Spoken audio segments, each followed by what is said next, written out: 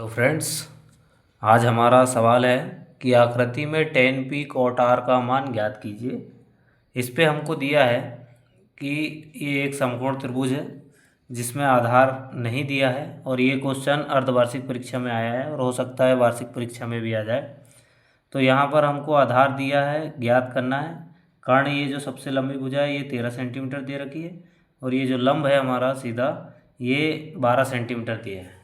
इसको हल करने से पहले आप इसके थोड़ा ये जानकारी देख लीजिए कि हमको साइन थीटा बराबर किस तरीके से लाल बटे कक्का के रूप में साइन थीटा के बराबर में क्या लंब बटे कर्ण, कॉस थीटा के बराबर में आधार बटे कर्ण, टेन थीटा के बराबर में लंब बटे आधार, कॉट थीटा के बराबर में आधार बटे लंब, सेक थीटा के बराबर में कर्ण बटे आधार, कोसेक थीटा के बराबर कर्ण बटे लंब। ये हमको अभी काम आने वाले मान है ये, इसलिए मैं दिखा रहा हूँ। आइए सीधे सवाल में चलते हैं।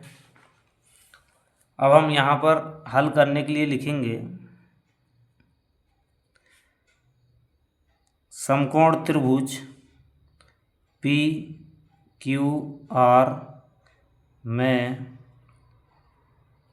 पाइथागोरस प्रमेय से। देखिए, पाइथागोरस प्रमेय का क्यों लगाते हैं, क्योंकि भाई हमको एक भुजा ज्ञात करनी है, इसलिए। तो हमको क्या ज्ञात करना है, आधार। तो हम लिखेंगे आधार का वर्ग बराबर, सबसे बड़ी भुजा कौन सी हमारी, कर्ण, तो कर्ण का वर्ग ऋण कर्ण से क्या घटाएंगे, लंब, लंब का वर्ग, ये हो गया। इसके बाद आधार क्या दिया है, क्यू आर का वर्ग, कर्ण क्या दे रखा है, पी आर का वर्ग। इसके बाद हमारा लंब क्या दे रखा है, लंब दे रखा हमको पी क्यू, ऋण पी क्यू का वर्ग। अब हम मान पुटअप करेंगे, क्यू आर का वर्ग बराबर पी आर कितना दे रखा, 13 सेंटीमीटर का वर्ग, ऋण पी क्यू कितना दे रखा, 12 सेंटीमीटर का वर्ग। अब इनको हल करेंगे तो ये आ जाएगा 169। 13 का वर्ग कितना होता है, 169। 12 का वर्ग कितना होता है, 144। और ये दोनों घटकर कितना आ जाएंगे, 25। 9 से 4 गया 5, 6 से 4 गया 2, 1 से 1 कैंसिल। इसके बाद इस वर्ग को हटाने के लिए हम क्या लिखेंगे, यहाँ पे इसको करनी में लिखेंगे तो ये वर्ग हट जाएगा। तो ये करनी 25 और करनी 25 किसका वर्ग होता है, 5 का, तो ये आ गया 5। तो क्यू आर बराबर 5 सेंटीमीटर। ठीक है, ये हमको मिल गया हमारा आधार, तो ये 5 सेंटीमीटर। अब हम सवाल में जो दिया है उसको लिखेंगे, इसलिए tan p minus cot r. Tan theta के बराबर में मैंने क्या बताया था, लंब बटे आधार, और कॉट थीटा के बराबर आधार बटे लंब। तो हम यहाँ पर लिख लेंगे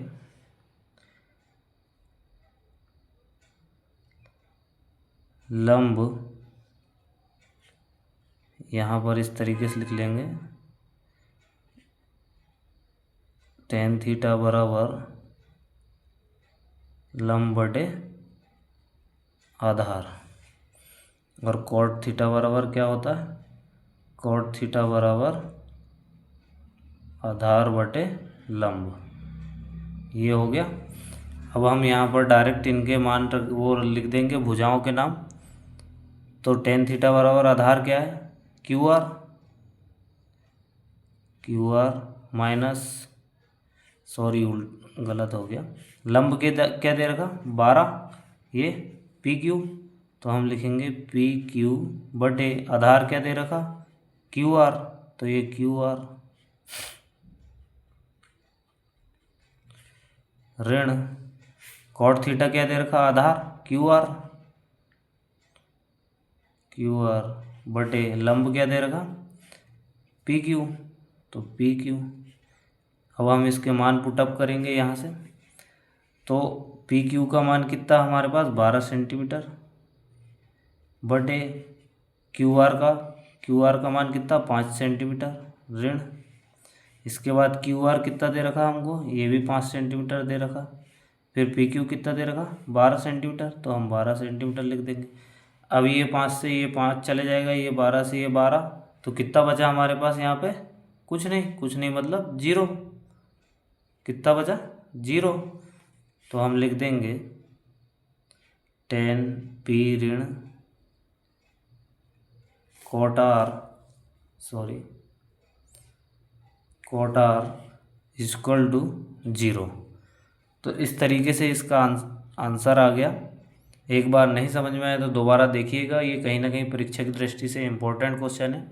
आइए हम चलते हैं नेक्स्ट क्वेश्चन पर। देखिए फ्रेंड्स, ये हमारा सवाल है कि साइन 60 अंश कॉस इंटू कॉस 30 अंश धन साइन 30 अंश इंटू कॉस 60 अंश। इसके पहले ही मैं ये तालिका बना रहा हूँ। इस तालिका को किस तरीके से बनाना, हमको एक चीज़ ध्यान रखना है। हमको सबसे पहले लिखना है 0, क्या लिखना है 0, इसके बाद 1 1 3, फिर इसके बाद यहाँ लास्ट में आ जाएगा 1, और इसके 113 के नीचे हम क्या करेंगे, 2 2 लिख देंगे, 2 2 2। यही हमारी इस सारणी की मुख्य डेफिनेशन है। इसमें हमको इसी तरीके से बनाना है। सबसे शुरू में हमने देखिए कहाँ पर अंडर रूट लगेगा, ये 0 किसका मान हो जाएगा, 0 साइन का। इसके बाद ये 30 किसका हो जाएगा, इसका। इसके बाद यहाँ पे अंडर रूट लग जाएगा, बीच वाले में अंडर रूट, इसके बाद में ये ऊपर वाले में अंडर रूट हो जाएगा। फिर इसके बाद क्या करेंगे हम, इसको ये आरोही क्रम है, अब इसी लाइन को अवरोही क्रम में आएंगे। तो अवरोही क्रम में लास्ट का शुरू में आ जाएगा ये 1, फिर ये आ जाएगा, यहाँ पर अंडर रूट रहेगा, तो ये करनी 3/2 ये मान आ गया। इसके बाद ये का यही आ जाएगा नंबर में 1/, करनी 2, फिर ये आ जाएगा 1/2, फिर ये हमारा 0 आ जाएगा। टेन थीटा बराबर, फिर क्या करेंगे, टेन थीटा बराबर क्या होता है, टेन थीटा बराबर एक छोटे सी जगह पे मैं बता देता हूँ। टेन थीटा बराबर होता है साइन थीटा बटे कॉस थीटा। दोनों हमको दिए यहाँ पर ऊपर, दोनों दिए, साइन थीटा भी कॉस थीटा भी। अब हम इसको काटेंगे या फिर घटाएंगे तो क्या होगा, 0 हो जाएगा। 0 का इस पे भाग होगा तो 0 ही होगा। अब यहाँ पे भाग होगा दोनों का तो क्या होगा, ये 2 से ये 2 कैंसिल हो जाएगा, ये इसका मान कितना हो जाएगा, टेन 30 का 1/√3। अब ये दोनों कटेंगे 1 से, तो इसका मान हो जाएगा टेन 45 का 1। फिर यहाँ पर √3/2, ये यहाँ पे भागित में 2 2 है, तो ये 2 से 2 कैंसिल हो जाएगा और टेन 60 का मान 3 आ जाएगा। और यहाँ पर ये 1 से 0 में 1 का भाग जाएगा तो ये कितना हो जाएगा, ये अनंत आ जाएगा। इसी तरीके से हम इनका मान तो हम इनको पलट कर ही लिख सकते हैं, क्योंकि साइन थीटा बराबर क्या होता है, साइन थीटा बराबर होता है 1/कोसेक। इनको पलट कर ही इनके मान लिखना है, तो जैसे ये 1/2 है तो इसका मान कोसेक 30 का मान कितना हो जाएगा, 2 हो जाएगा। ये तो हमको काम नहीं आना, हमको अभी क्या काम आना है, साइन कॉस। क्या काम आना, साइन कॉस। तो हम इस पे चर्चा करते हैं और सवाल को हल करते हैं। साइन 60 का मान कितना दिया है यहाँ पे, साइन 60 का मान ये रहा, करनी 3/2, और इसी के गुणा में क्या दिया है, cos 30। cos 30 का मान ये दिया है, ठीक है, इसका मान ये करनी 3/2 धन। इसके बाद साइन 30 का मान कितना दिया है, 1/2, तो हम लिखेंगे 1/2 इंटू cos 60 का मान कितना दिया है, 1/2। यही का यही मान रखना है हमको कि और कुछ रखना है। मैं चाहता तो सभी चीज़ों के इनके मान अलग अलग लिखकर फिर इस तरीके से लिखता, तो भी बात वही आती। इन सबको हम लिख लेंगे कोष्टक में इस तरीके से। इसके बाद हम जब इनके कोष्टक हल करेंगे तो क्या आ जाएगा, यहाँ पर ये लास्ट में 2 बचेगा, ये √3 कितना बचेगा, यहाँ पे सिर्फ 3 बचेगा, प्लस ये दोनों का गुणा होगा तो कितना बचेगा, ये 2 का गुणा यहाँ होगा ये, तो ये कितना बचेगा, 1/2। इस तरीके से आ जाएगा। ये करनी करनी हट जाएगी और कितना बचेगा, सिर्फ 3। और ये यहाँ पर कितना बचेगा, 1/2 ही बचेगा इनमें। जैसे कि अगर उदाहरण के लिए मैं इसका गुणा करूँ कि ये यहाँ पे गुणा होकर 2 गया, यहाँ पे फिर ये आया, फिर इसका गुणा होकर 2 आया, यहाँ पे 2 लघुत्तम समावर्तक आ गया, तो ये 2 से ये यहाँ पर सॉरी यहाँ पे 2 रहेगा, तो इस तरीके से कट जाएगा और इनका जो लघुत्तम लिए हमने वो 2 का 2 रह जाएगा। तो इस तरीके से ये आ गया। इसके बाद ये हो जाएगा 4/2। क्या हो जाएगा, 4, ये दोनों जुड़ जाएंगे और इसका 2 दूनी 4, और इनका इंटू होगा तो ये कितना बचेगा, 1। यही हमारा आंसर था। थोड़ा समझाने में गड़बड़ हो गया, बट इट्स ओके। आप देख लेना, जैसे इनका इनका क्या होगा, 3 + 1 = 2 × 2 होगा। तो यहाँ पर कैसे आएगा, 4/4, और ये कटकर 1 आ जाएगा। अब हम चलते हैं नेक्स्ट सवाल पर। देखिए दोस्तों, ये हमारा प्रश्न नंबर 3 है, जो हमारा इम्पोर्टेंट क्वेश्चन है, उसमें ये क्वेश्चन नंबर 3 है। और मैं ज़्यादा से ज़्यादा इसमें से 10-15 ही क्वेश्चन बताने वाला हूँ, और उसी में से परीक्षा में आएगा, वार्षिक परीक्षा में जो मेन क्वेश्चन होगा वो भी, और अथवा रहेगा वो भी।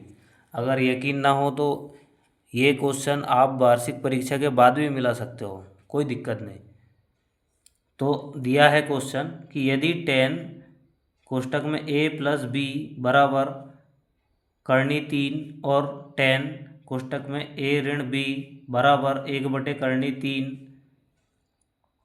है, तब क्या हो जाएगा, 0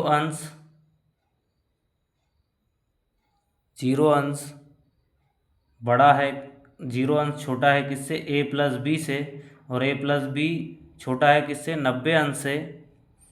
तब क्या हो जाएगा, a बड़ा है b से, तो a और b का मान ज्ञात कीजिए। तो हमको सबसे पहले क्या दिया है वो देखना है सवाल में। तो सबसे पहले हम लिखेंगे, दिया है, क्या दिया है, 10 a + b हमारे पास ये दिया है। इसका मान कितना दिया है, करनी 3। और इसके बाद और क्या दिया है, यहाँ पे हमको दिया है ये माइनस वाला, 10 a - b = 1/3। अब हमको थोड़ा सा 10 किसका मान है, √ और ये किसका मान है ये देखना पड़ेगा। ऐसे डायरेक्ट देखे तो ये 60 अंश का मान है, और ये 10 30 का मान है। आप ये सारणी देख सकते हैं इस तरीके से, ये हमने पहले से बना रखी है। ये मैंने पहले क्लास एक वीडियो डाल चुका हूँ, उस पर ये मैंने बताया हूँ किस तरीके से बना है। तो ये हमारा 10 60 अंश का मान दिया है, करनी 3, और 10 30 अंश का मान दिया है, 1/3। ठीक है, तो ये हम यहाँ पर लिख लेते हैं। चूँकि 10 60 अंश बराबर करनी 3 होता है। ठीक है, फिर इसके बाद यहाँ पर लिख लेंगे, चूँकि 10 30 अंश बराबर 1/3 होता है। तो ये क्या प्राप्त हो जाएगा अपन को, किस तरीके से आ जाएगा ये, 10 a + b बराबर 10 30 अंश। अब यहाँ पर ये 10 से 10 कैंसिल हो जाएगा, यहाँ पर ये बचेगा अपना a + b = कितना, 60 अंश है। ये कितना है, 60 अंश है, क्योंकि यहाँ पे लिखा 60 अंश अपन ने। तो यहाँ पर कितना बचेगा, 60 अंश। ये हमारा समीकरण 1 हो गया। इसको हमने क्या नाम दे दिया, समीकरण 1। ये 10 से ये 10 कैंसिल हो गया। यहाँ पर क्या हो जाएगा, ये 10 a - b बराबर 10 कितना है, 30 अंश। 30 अंश के बराबर मान है 1/3 का, तो हम लिख देंगे 30 अंश। अब ये 10 से ये 10 कैंसिल हो गया, तो यहाँ पर क्या प्राप्त हो गया अपन को, a - b बराबर 30 अंश। ये हमारा समीकरण 2 हो गया। ठीक है, अब हम क्या करेंगे, हमारे पास जो समीकरण है, समीकरण 1 और 2 को हल करने पर, दोनों को हल करेंगे, समीकरण 1 और 2 को जोड़ने पर, है ना, हल करने पर लिखेंगे तो वो दिक्कत होती है, लेकिन अपन साफ साफ ऐसे लिख दो तो इससे कोई दिक्कत नहीं जाती। तो हम लिखेंगे a प्लस बी बराबर 60 अंश। इसके बाद ये समीकरण 1 हो गया। अब दूसरा समीकरण a ऋण b बराबर 30 अंश। तो अब हम इसको क्या करेंगे, जोड़ेंगे सभी को। ये जोड़ेंगे तो कितना जाएगा, 2a, a plus a 2a। अब ये धन ऋण, ऋण क्या होता है, ऋण धन ऋण ही होगा, तो ये कैंसिल हो जाएंगे। यहाँ पे बराबर में क्या हो जाएगा, 30 और 60 90 अंश। यहाँ पर हम पक्षांतर करेंगे, किसका पक्षांतर करेंगे, 2 का। a बराबर 90/2, सॉरी, a बराबर क्या, 90/2। तो ये कट कर कितना हो जाएगा, 2 2 चौक 8। इसके बाद 1 बचा 10, 2 पंजे 45। तो a के बराबर में कितना आ गया, 45 अंश। कितना आ गया a के बराबर में, 45 अंश। अब हम इस a के मान को कहाँ रखेंगे, समीकरण 1 पर। a का मान समीकरण 1 में रखने पर, समीकरण 1 हमारा किधर है, ये रहा हमारे पास ये। तो हम लिखेंगे a का मान 45 प्लस b बराबर 60 अंश। तो यहाँ पर कितना हो जाएगा, b। यहाँ पर भी पक्षांतर करेंगे हम, किसका कर रहे हैं हम यहाँ पे पक्षांतर, 45 का, बराबर 60 ऋण, यहाँ पे धन है तो ये ऋण में आएगा, 45 यहाँ धन में है, इधर ऋण में आएगा। 45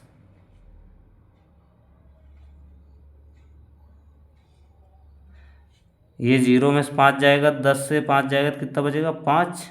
यहाँ से 1 उधार लिए थे, 5 में से 4 जाएगा तो 1। तो b का मान कितना आ गया हमारे पास, 15।